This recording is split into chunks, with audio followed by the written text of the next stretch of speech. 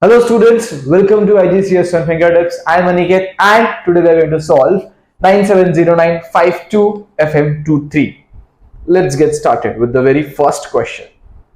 Each year, the total number of hours of sunshine in Quinto is recorded during the month of June. Okay, we have been given the temperature recorded in the month of June. Okay, so the results for the last 60 years are summarized in the table. Okay. Draw cumulative frequency graph to illustrate the data. So guys, in order to draw the cumulative frequency graph, we'll have to first find out the cumulative frequency, right? So let's say this is 4. So this is going to be 4 plus 8, 12, 12 plus 14, 26, 26 plus 25, 51, 51 plus 7, 58 and 58 plus 2, 60. It means at 60, we'll plot 4. For a 90, 12, 110, 26, 140, 51, 180, 58 and 240, 60. So based on that, I have drawn the cumulative frequency over here. See, I have drawn the cumulative frequency. On x-axis, I have taken the value of x, which is I have taken a marking of, I have taken a gap of 20. So 1 centimeter is equals to 20 units. So here you have 20, 40, 60, 80, 100, so on. And on y-axis you have the cumulative frequency, and here the gap is of 5 units. 1 centimeter is equals to 5 units. Make sure that you label x and y. So now let's move to the next question. Use your graph to estimate 70th percentile of the data. So 70th percentile meaning 70% of the maximum value, which is 60. So that is going to be 42. So what you are supposed to do, guys, is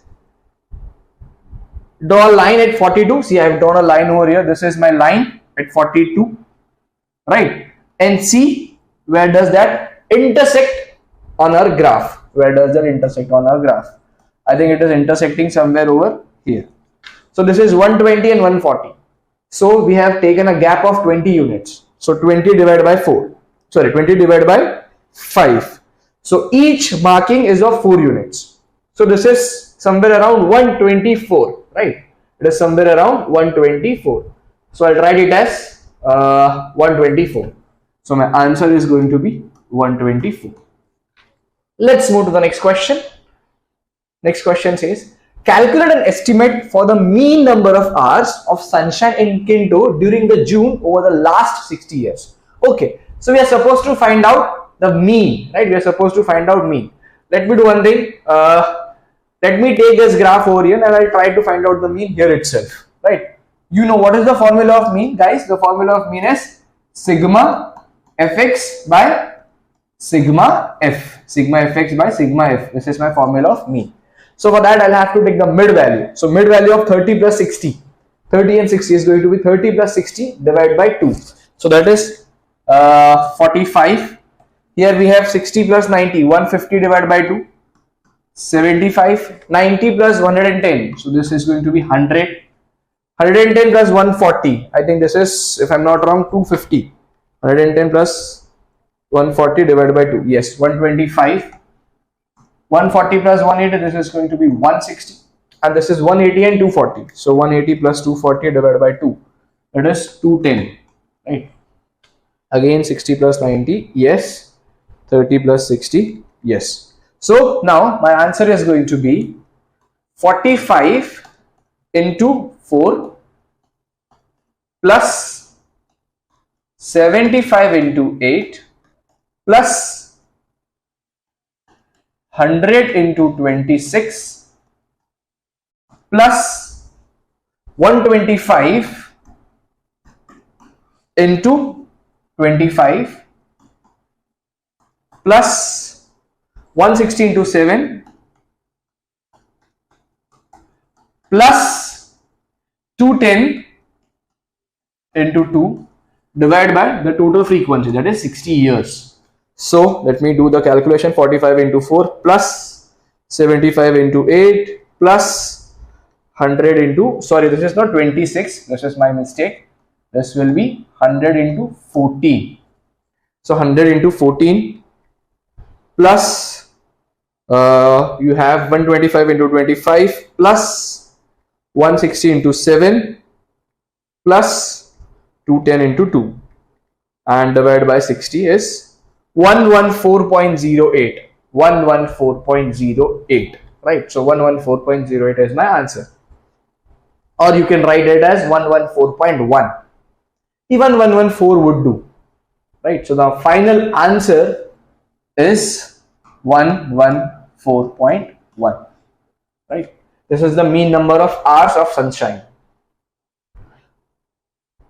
Next, Alisha has 4 coins. One of this coin is biased, so that the probability of obtaining head is 0.6. Okay, the other 3 coins are fair. Alisha throws the 4 coins at the same time. The random variable x denotes the number of heads obtained. Draw probability of obtaining one head, or sorry, not draw. Show that the probability of obtaining one head is 0.225. So she is having 4 coins. Out of this 4 coin, one is biased and the other 3 are unbiased coins, right? Okay, and the probability of obtaining head on the biased coin is 0.6. So show that the probability of obtaining exactly one head. So I can obtain one head. Let's say I got head on the biased coin. So this is 0.6. It means my other 3 coins should show tail and other 3 coins are unbiased. So this is going to be 0.5 into 0.5 into 0.5. That is 0.5 power 3. Right? Now, what is the probability of obtaining one more head? What I can do is I can get tail on the biased coin and one of the unbiased coin shows head. Let's say the first coin shows head and the other 2 coins shows a tail, which is head, tail, tail. Right? Now this can also be arranged like tail, head, tail, tail, tail, head. So this will get multiplied with 3. So let me do the math. 0.6 into 0.5 cube, sorry, not square, 0.5 cube plus 0.4 into 0.5 into 0.5 square into 3. So that is 9 by 20 or just a second, this is I have 0.6 into 0.5, just a second, 0.6 into 0.5 cube, this is 3 by 40 or 0.075, and you have 0.4 into 0.5 cube into 3, this is 0.15 plus 0.075, that is 0.225. Yes, my answer is now 0.225. This is what we have proved and this is what we were supposed to prove. Second part. Okay, complete the probability distribution table for x. So we have to draw the probability distribution table. Okay, so obtaining probability of obtaining 0 head, 1 head and 4 heads is given. So I'll have to find either of from 2 or 3. Let's say I find the probability of obtaining 3 heads. Right, the probability of obtaining 3 heads. Now how can I get 3 heads? Let's say the biased coin is giving me tail and all the unbiased coin are showing me head. So this is 0.5 cube, right? Now what is the other possibility? Let's say the biased coin is showing me head. One only has one biased coin, so biased coin is showing head and 2 of the unbiased coin shows head and the third unbiased coin gives me tail. Right, it would be something like this: head, head, tail. Now guys, this can also be arranged in 3 ways: head, tail, head, and tail, head, head. So this will be into 3. So let me add this: 0.5 into 0.4 into 0.5 cube plus 0.6 into 0.5 cube into 3. So the total is 0.275. This is 0.275. And we know that the total probability is 1. So 0.05 plus 0.225 plus 0.275 plus 0.075. 0.075, 0.275, 0.225 and 0.05. Yes. So 1 minus answer is 0.375. So this is my answer for 2 hits. Right. Next question. We have given that E of x is 2.1. Find the value of variance. E of x, which is mean, is given to us as 2.1 and we are supposed to find variance. Okay, So variance is nothing but 0 square into 0.5. So I'll write this 0 square into 0.05. That does not make any sense because it is going to be 0. 1 square into 0.225, which is 1 into 0.225 plus 2 square into, I think it was 0.375. 0.375 plus 3 square. 3 square into 0.275 plus 4 square into 0.075. Still, let me check whether the probabilities I have taken is same. 0.375, 0.275 and 0.075. Yes. Right. This is the formula of variance is sigma x square p minus mean square. So minus 2.1 square. Right. So let me find this. So 1 into 0.225 plus 4 into 0.375 plus 3 square, which is 9 into 0.275 plus 16 into 0.075 minus 2.1 square. That is 0.99. So the exact answer is 0.99. Let's get to the next part of the question or the next question. Okay, we have a next question. Okay. 80% of the residents in Kinwawa are in favor of a leisure center being built in the town. Okay. 20 of the residents are chosen at random and asked in turn whether they are in the favor of the leisure center. Okay. Find the probability that more than 70 of the residents are in favor. So more than 17 are in favor. That is probability of 18 plus probability of 19 plus probability of 20. Right. So probability of 18, this is nothing but 20C18. Probability of success, that is 0.8 power 2 into failure. Sorry, not power 2, my mistake. Power 18 into 0.2 power 2 plus 20C19 into 0.18 power 19 into 0.2 power 1 plus 20C20 0.18 power 20 and 0.2 power 0. Guys, you can solve this in your calculator, or there is a shortcut way with which you can solve the answer.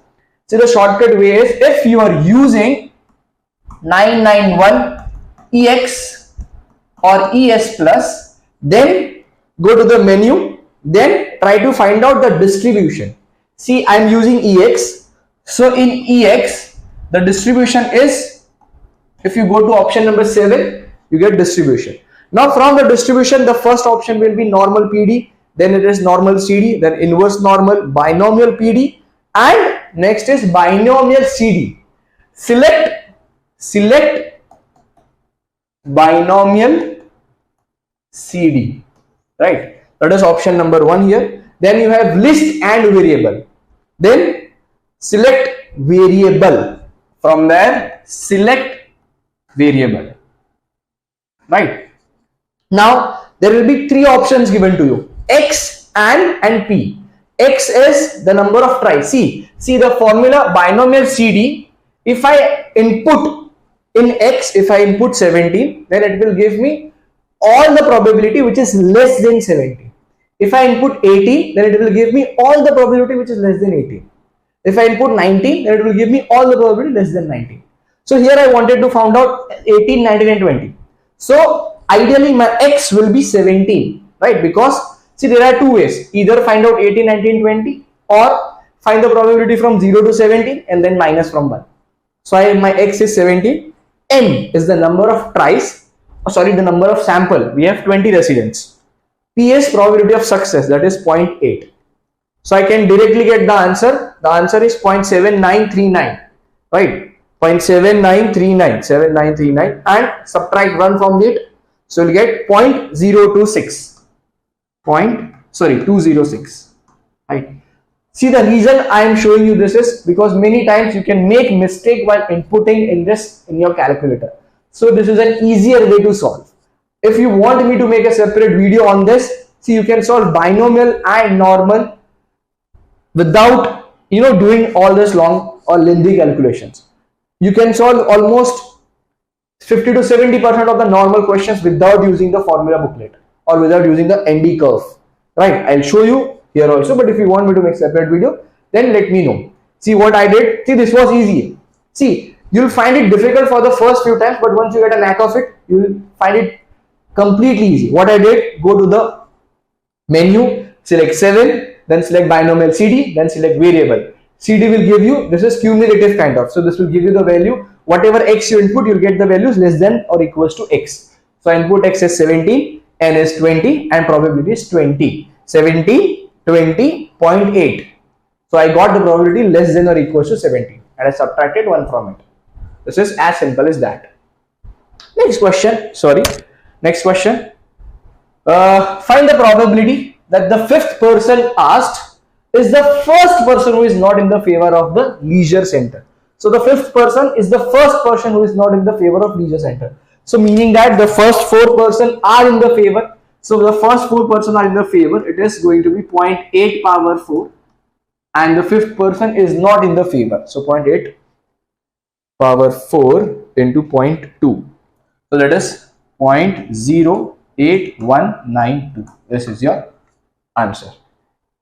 Next, find the probability that the 7th person asked is the second person who is not in the favor of the leisure center. So the 7th person is the second person. So there would have been one more person who is not in the favor of leisure center.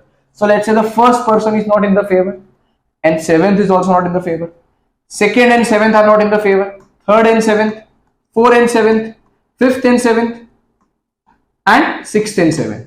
So 2 persons are not in the favor and 5 are in the favor.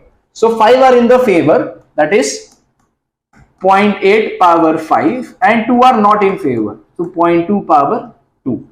But I'll multiply this with 6. Why 6? Because this is 1st and 7th, 2nd and 7th, 3rd and 7th. So 1, 2, 3, 4, 5, 6.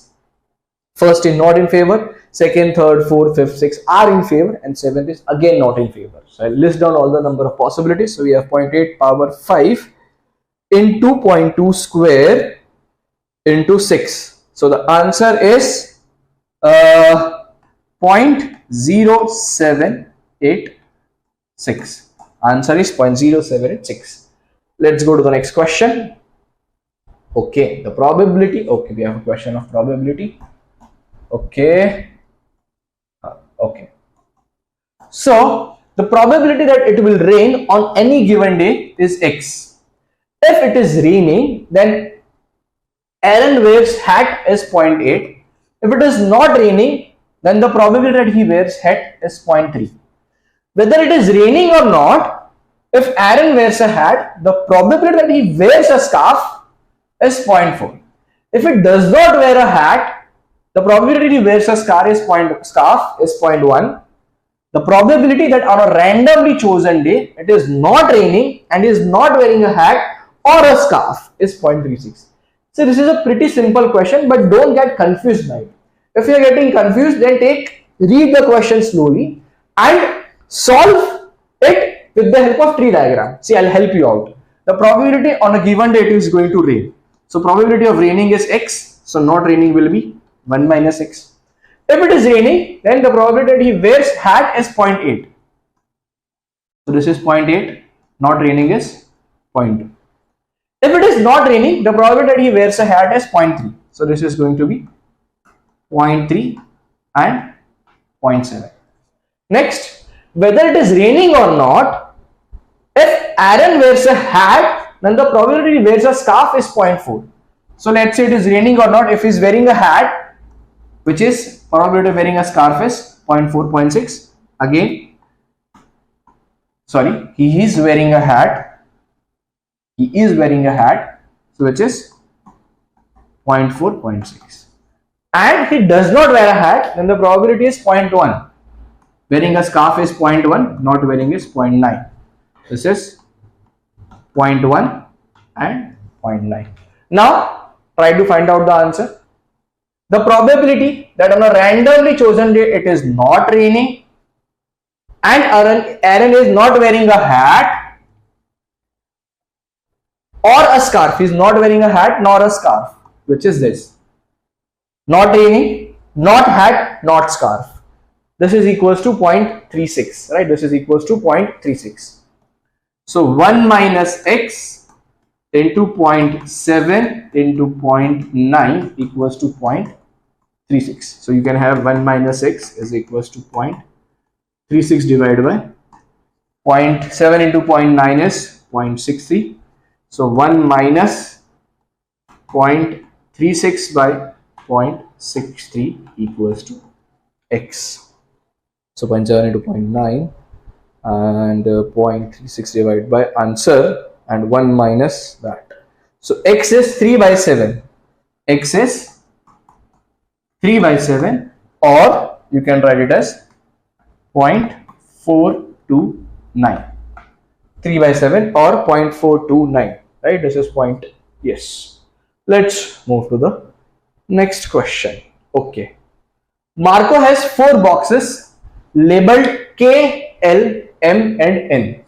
He places them in a single straight line in the order K, L, M, N with K on the left. Okay, so this is the probability. I think we have K, L, M and N. Marco also has 4 colored marbles: red, green, white and yellow. Okay, he places a marble in each of the box at random. Event A and B are defined as follows. Event A, the white marble is in either L or M. Okay, the red marble is to the left of green and yellow. The red is to the left of green or yellow. Determine whether A and B are independent. Okay, so independent means probability of A into probability of B is equals to probability of A intersection B. If these are equal, then you can say the probabilities are independent. If not equal, then we can say not independent or dependent. Right. So first find out the probability of A. Probability of A is the white marble is either in L or M box. So we have 4 boxes, right? So it could be in L or M. That is 2 by 4, which is 1 by 2. 2 boxes out of 4. Probability of B. Probability of B is the red marble is to the left of green and yellow marble. So what we are supposed to have is red is on the left of green and yellow. So let's say I have red marble here, right? So it should always be to the left of green and yellow. So let's say I have yellow on the second place, green on the third place and white on the last place, right? So this is fixed. This is left to yellow and green. So I can arrange these 3 marbles in 3 factorial ways, or I can arrange these marbles in 6 ways, right? I'll not disturb red. Why? Because I want red on the left of yellow and green, right? So this can be arranged in 3 factorial, which means yellow, white, green, green, white, yellow, green, yellow, white, white, yellow, green, so on, right? So these are 6 possibilities. Let's say you have white marble on the under the first box, red on the second box, and now you have green and yellow. This can also be written as yellow and green, right? Again, this is on the left of green and yellow. So now we have 2 more ways. So there are total 8 ways. Total 8 ways. My desired outcome is 8 upon total outcome. Total outcome is arranging into 4 different boxes. So 1, 2, 3, 4, right? It could be either of the way: red, yellow, green, white, red, yellow, white, green, right? All the possibilities. That is nothing but 4 factorial. So 4 factorial is, if I'm not wrong, is 24. 4 3s are 12, 12 2s are 24. Yes. So this is 1 by 3. So now you have probability of A intersection B is going to be, first find out the A probability of A intersection B. A intersection B meaning both the events should happen simultaneously. That is, the white marble is on the box L or M and the red marble is to the left. So see, I am writing down the boxes here: K, L, M and N.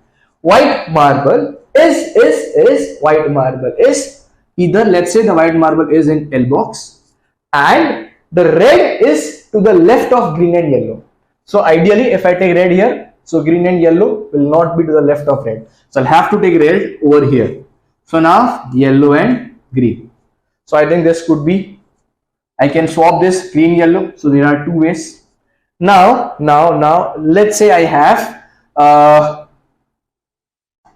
on the right hand side, sorry, I have white marble under the M box, and here I have red again I supposed to have here, and then yellow, green and green, yellow. So this is again 2, right? So there are total 4 possibilities. There are total 4 possibilities out of 24, right? Out of 24.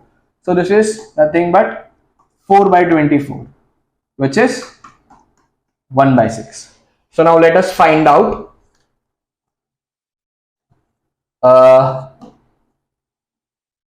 P intersection A into P intersection B. Let us check whether it is equals to P of A intersection B. So this is P intersection is 1 by 2, this is 1 by 3, and this is 1 by 6. Yes, 1 by 6 equals to 1 by 6. Therefore, the events are independent. Events are independent, right? Let's go to the next question. Okay. In a cycling event, the time taken to complete a course are modeled by normal distribution with mean 62.3 and standard deviation 8.4. Find the probability that the randomly chosen cyclist has a time less than 74 minutes. Okay. So this is Z, which is X minus mu upon sigma, which is 8.4. X minus mu upon sigma.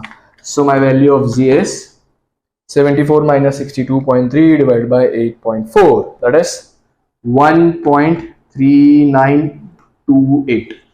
Right. So let us find out the probability of 1.3928. 1.3. Then you have 9. 1.39 and 28. So I'll write it as 3. So 0.9177 plus 0.0005, that is 0.9182, right? The probability is 0.9182, or I'll write my answer as 0.918. Guys, you can also solve this answer without using the table. I'll show you how. Again, go to the distribution, then select normal CD. Then you have two options: lower, upper, sigma and mu. Lower, upper, sigma and mu.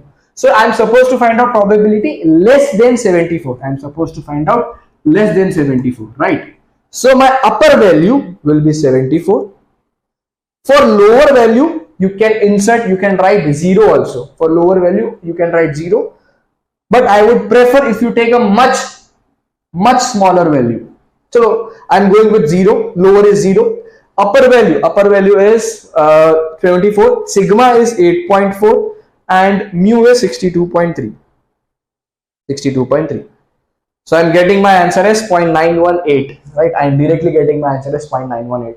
So this will be helpful for those who don't want to use calculator, or it will be easier for you to verify your answer. So what I did, lower was 0, upper was 74, right? And my mu was sigma and mu. If someone tells you to find out the value greater than 74, then what you can do is you can find out this, subtract from 1, or what you can do, in lower take 74, in upper value take a very high value, let's say 10 raised to 10. That will also work, right? Let's get to the next part. Find the probability that 4 randomly chosen cyclists all have time between 50 and 74. See, I can directly get the answer between 50 and 74. Okay, so go to the distribution model. Select normal CD. My lower will be 50, upper will be 74. My sigma, if I'm not wrong, My sigma is 8.4 and mean is 62.3. So my probability is 0.8466 or 0.847. I directly get the probability between this is 0.847, right? But in exam you have to show your working also. I'll tell you how to show the working. So this is how you verified within a minute, right? It took less than a minute. So let me find out my mu is 62.3 and 8.4. 62.3 and 8.4. 62.3 and 8.4.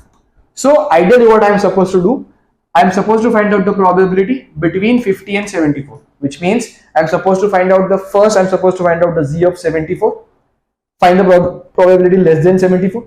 From that, subtract the probability of less than 50. So I'll write, first I'll find my z1, which is x minus mu upon, I think we already found out the z1 here, right? We already found out z1 in the first question. I think it was 1.393. 1.393. So 1.393. And my z2 will be x minus mu upon sigma. So you have 50 minus 62.3. 50 minus 62.3 divided by 8.4. So this is minus 1.464. So what you are supposed to do is you are supposed to find out the probability of z1 less than 1.393 and subtract it from the probability of z2 less than minus 1.464. Guys, you can directly write this answer, which is now you can directly write it as 0.847. But if you want to show some working, this is just to verify. But if you think that I want to show all the working and then verify the answer, then I already find out probability of less than 1.393 is 0.918, right? So this is 0.918 minus 1 point less than 1.464. So we already know if the value is negative, right? So we'll have to flip the graph, right? So this is my distribution table and this is my 0.164. So I'll have to flip the graph. So I first have to find out the probability of 1.464, 1.464, 1.45 and 6, and then again you have 4. So 0.9279 plus 0.0006, 1.4, 6 and 4. Yes. So that is 0.9285. 0.9285. But the graph after flipping will give me the value of left hand side. So what I'll do is I'll have to subtract it from 1.9285. So 1 minus answer and 0.918 minus again answer, that is 0.846, right? 8465, and we can easily round it off to 847, right? I already said C. So my answer is the same for 847, but this does not bring to the end. Why? This is the probability of only one sample. I want 4 cyclists, all the 4 cyclists would have time between 50 and 74. So that is 0.847 into 0.847 into 0.847 into 0.847, which is 0.847 power 4. 0.847 power 4. That's 0.5146, or I can write it as 0.515 as my answer. Next question. In a different cycling event, time can also be modeled by normal distribution. 23% of the cyclists have time less than 36 minutes. Okay, so if let's say this is my, it means 23% of the time have less than 36 minutes. So 36 ideally should be on the left hand side. Why? Because this much is 0.5 and this is 23%, right? So this is my 0.3, right? This is 36.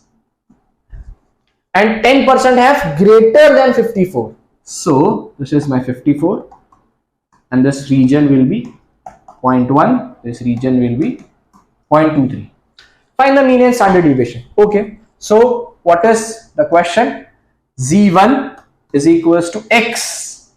X is 36 minus mu upon sigma, and I have Z2 which is 54 minus mu upon sigma. But using the probability, I'll have to find out the Z1. How can I find out G1? How can I find out G1? Let's say this is 0.23, right? This is 0.23. So this is, I know that this is on the left hand side, right? So I'll have to flip this. I'll have to flip this, which means this much region will be 0.23 and 1 minus 0.23 is 0.77. So let us find out the value of Z where the probability is 0.77. I think I have found out this is 0.77. Okay, I think we have 0.7673. If you add 27, I think here, right, this is going 0.739, 0.739, if I'm not wrong, 0.739. Okay, yes, but this is going to be minus 0.739. So you have minus 0.739 equals to 36 minus mu upon sigma. And for the second equation we have, see guys, this is 0.1, so less than that will be 0.9, and we already know for 0.9 the probability or the value of Z is 1.282. 1.282. So you have 1.282 is equals to 54 minus mu upon sigma.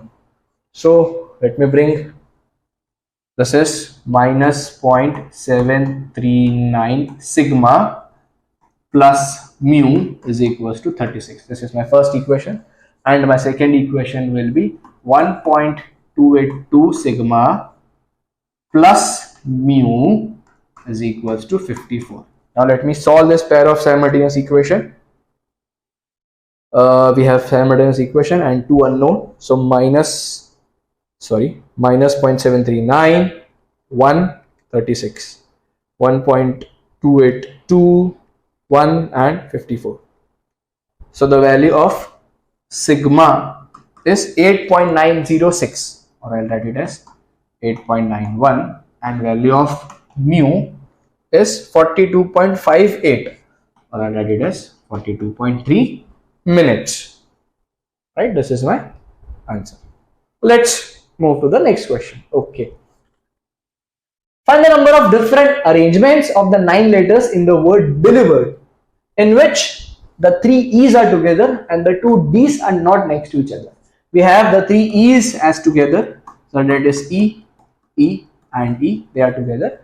D's are not next to each other, so let's leave this D. So if I leave the D, which letters am I left with? I have also covered the 3 E's, so 5 letters are gone. I'm left with 4 more letters, 1, 2, 3, 4, and all the 3 E's are together, so I'll consider them as a single unit. So this is 1, 2, 3, 4, 5. This can be arranged in 5 factorial ways, right? And when can I have D? I can have D in 1, 2, 3, 4, 5, 6 in either of these places. There are 6 places available for D and I have only 2D. So this is 6P2. But I'll have to divide this with 2 factorial. Why? Because the D are repeating. And I'll not arrange this. I know this can be arranged in 3 factorial ways, but I'll have to divide it again with 3 factorial, as this is a repeating data. Right. So final answer is 5 factorial, which is 5 factorial into 6 P2 divided by 2 factorial. Okay. So answer is 1800. Let's move to the next question. Part B. Okay. Find the probability that a chosen arrangement of 9 letters in the word delivered is exactly 4 letters between the 2 D's. Okay. So we have 4 letters between the 2 D. So this is my first D. I have 4 letters, then again a D.